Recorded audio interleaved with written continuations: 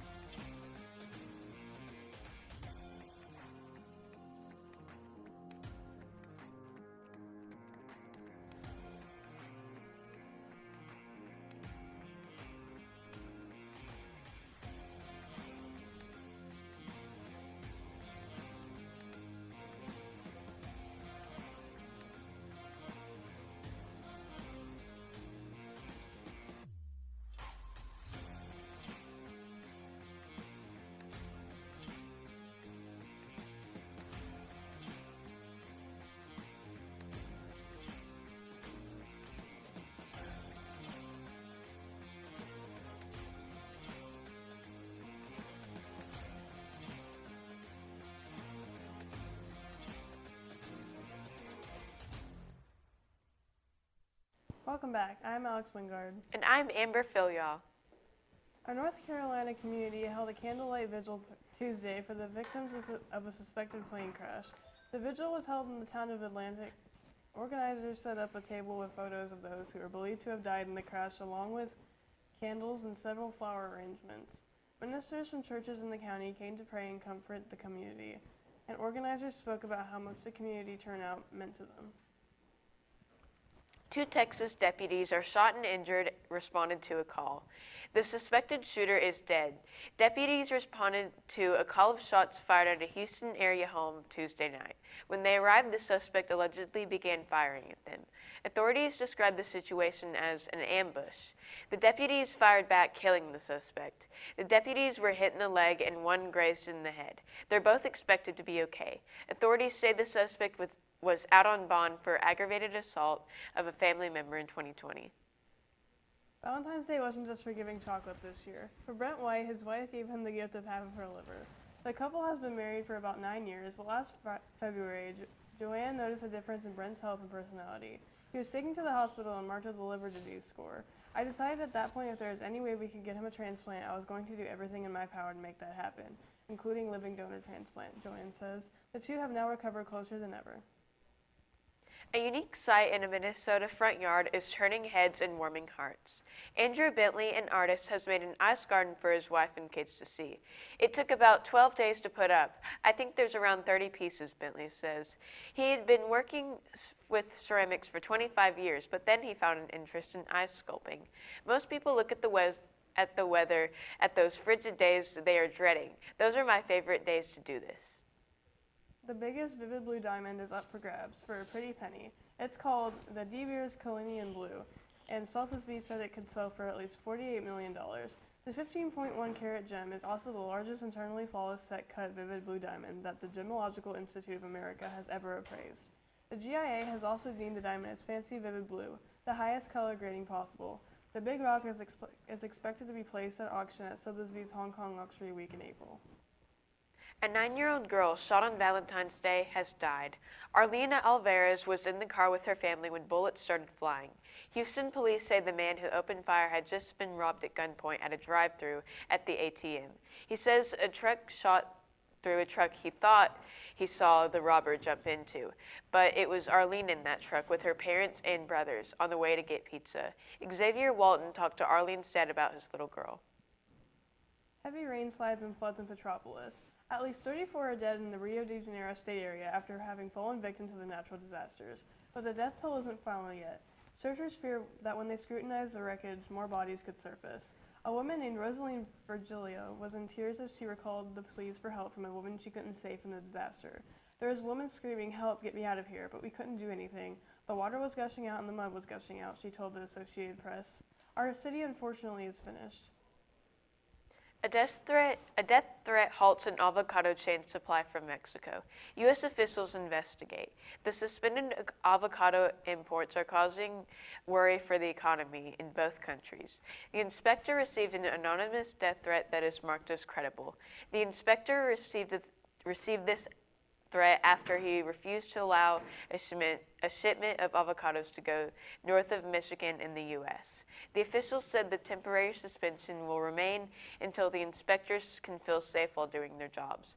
Economically speaking, there's hundreds of thousands of jobs that rely on the export industry of these avocados here in Mexico and also in the United States, the largest exporter of avocados to the U.S. market. The supply chain should return to normal in the coming weeks. A Massachusetts daycare has shut its doors after a teacher planned an activity involving blackface. IC Kids Newton says on February 8th, the teacher in a toddler classroom had children wearing black face masks to celebrate Black History Month. A parent later notified the Montessori school about the incident. IC Kids says the teacher was fired, but now it had to close because of protests. It's unclear if it will reopen, but if it does, administrators say they will train all staff in diversity and creating curriculum. Bob Saget's family wants to block the release of records related to the investigation into his death. The actor and comedian's widow and 3 daughters filed the suit on Tuesday.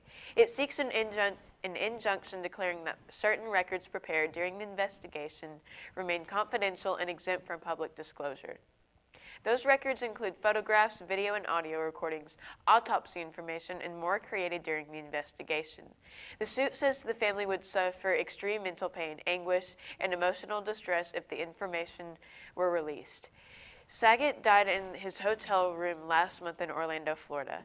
A medical examiner's report said he had COVID-19, but concluded that he died from accidental blunt head trauma to the head. And now let's check on our weather. Madison, what can you tell us? The mornings are cool, but things will warm up with continued and enhanced fire warnings in several counties. All of that and more right after this break.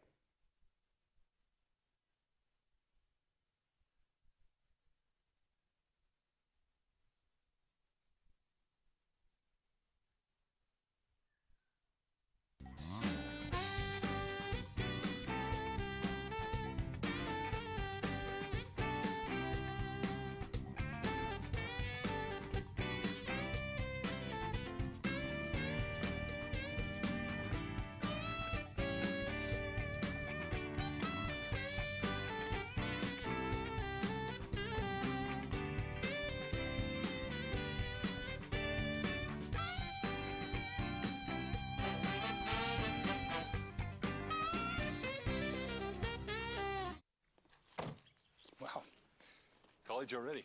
Yeah. We gotta go. I love you. I love you too, Daddy. And thanks for everything. Gratitude. Pass it on. A message from the Foundation for a Better Life.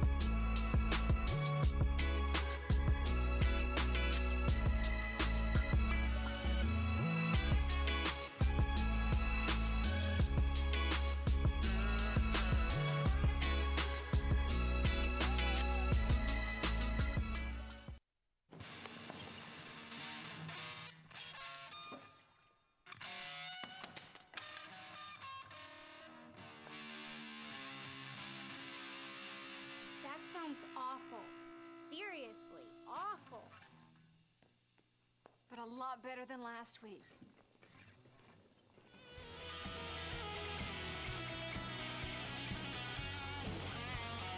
We weren't born to follow.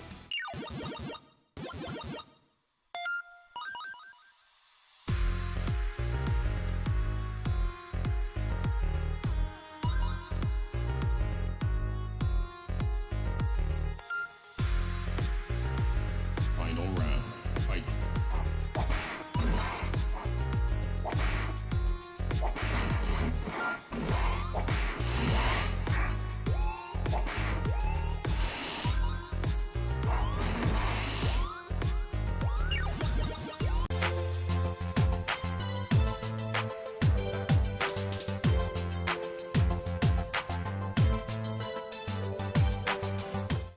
Welcome back. I'm Madison Johnston with your weather. And now let's look at our weather at glance for today.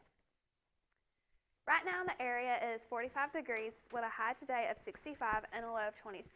The precipitation is listed at 2% and the wind is 4 miles per hour. Humidity is 100%. The dew point is 24 degrees Fahrenheit.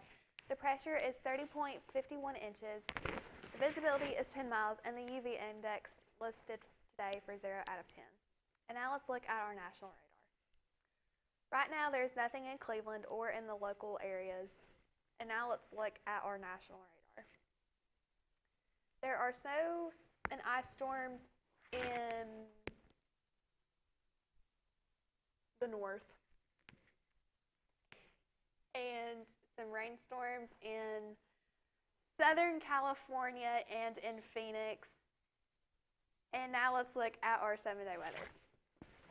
Wednesday will be a high of 65 and a low of 56 with cloudy skies. Thursday we'll have rain moving in with a high of 71 and a low of 34. Friday we'll have partly cloudy skies with a high of 47 and a low of 24. Saturday we'll have sunny skies with a high of 56 and a low of 27. Sunday we'll have partly cloudy skies with a high of 62 and a low of 49. Monday we'll be having scattered showers in the area with a high of 63 and a low of 55. And Tuesday we'll be having scattered thunderstorms with a high of 70 and a low of 60. That's all I have for weather, and now here is Eli with your sports. If you missed more Olympics, we will have coverage on that more after this break.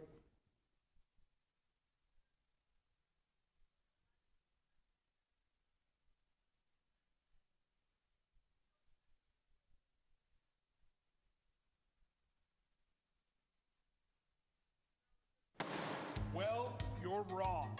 I'm wrong. You're the one who misrepresented the facts. Are you kidding? Your proposal's ludicrous. My proposal will go exactly the way I say it will. My dead body. I think somebody needs a timeout. Oh, that's the power of one. Civility. Pass it on. One grain of sand can turn the tide.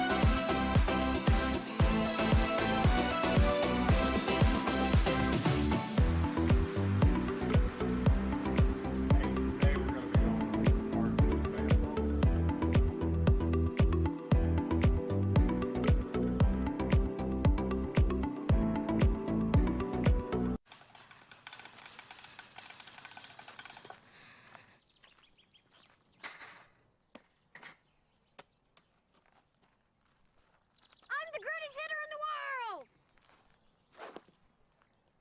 Strike one. I'm the greatest hitter in the world! Strike two.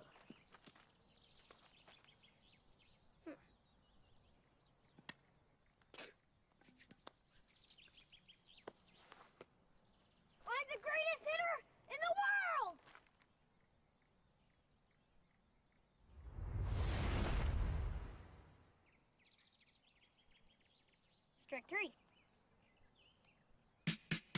Wow. I'm the greatest pitcher in the world. Yes! Optimism. Pass it on. A message from the Foundation for a Better Life.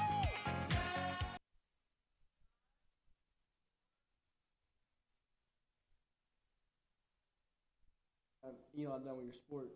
Camelia Bolivia skated to the top of the women's single skating competition in the Beijing Olympics Tuesday. The 15-year-old skater from the Russian Olympic Committee displayed a dominant routine, earning 82 point and 16 point from the judges. According to onlookers, Bolivia was visibly emotional when she finished her routine. The hearing on her doping charge won't happen until the games are over. A December test showed an illegal substance in Bolivia's body. She was suspended from further competition last week, but that decision was reversed. Novak Djokovic says he would rather put down his racket than roll up his sleeve in an interview with the BBC.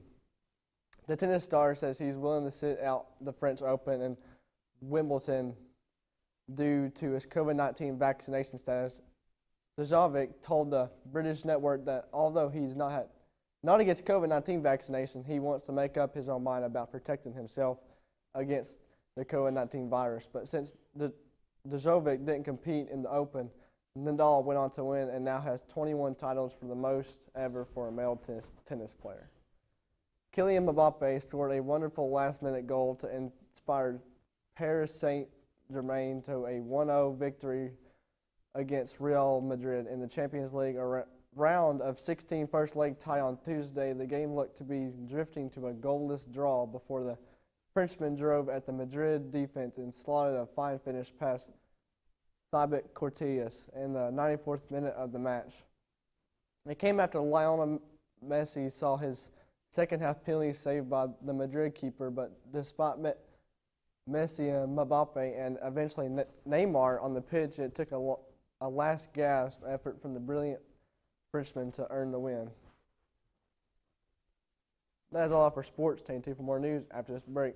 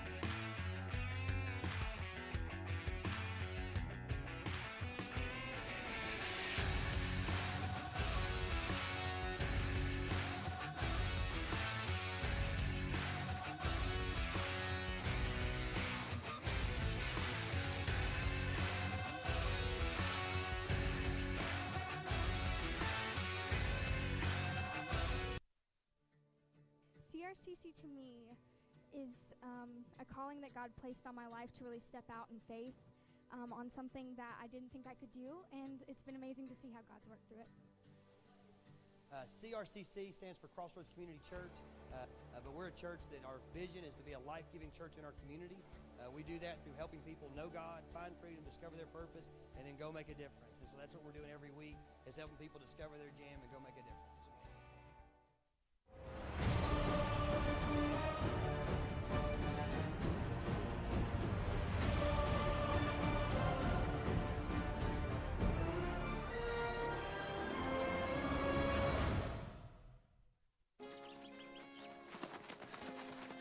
We broke Old Man Hennessy's window. Correction, dude. You broke. I just threw the ball. This is really bad. What are we gonna do? Dude, kiss your life goodbye. Yes. Sorry, kid. Keep smiling, keep shining. No, Hi.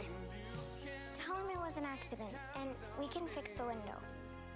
I'll come with you. oh, that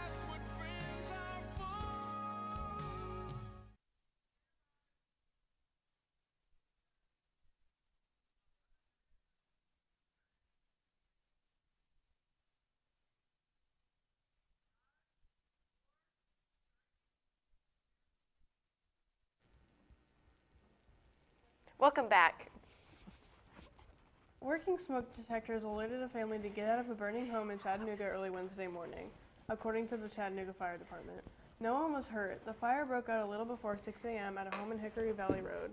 CFD says responding firefighters were able to contain the fire quickly, but later discovered more fire underneath the building.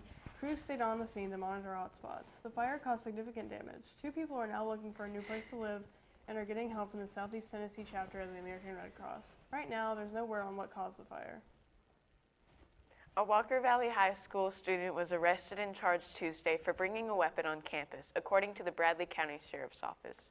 Around 1 p.m. Tuesday, the school's assistant principal told the student resource officer there were claims of a student with a weapon on campus threatening another student, according to BCSO. He conceded to having his vehicle searched. Bradley County BCSO says the minor was taken into custody and charged with aggravated assault, carrying weapons on school property, and possession of a vape. As the suspect and victim are minors, their names will not be included. Good news, horror fans. A Quiet Place will become a trilogy. Paramount Pictures announced Tuesday a 3rd film in the franchise is on its way. The Office star John Krasinski directed and starred in the first 2 with his wife actor Emily Blunt. Not much is known about the plot, but A Quiet Place 3 is scheduled to release in 2025. The movie is separate from a still unnamed spin-off film set in the same universe. It's scheduled to come out next September. The first A Quiet Place film grossed $340 million with only a $17 million budget. The second installment did almost as well, earning $297 million. Investigators got a breakthrough in a missing child case that's been open for 2 years Monday when they found the girl hidden under a staircase. The child was reported missing in 2019 when she was just 4 years old.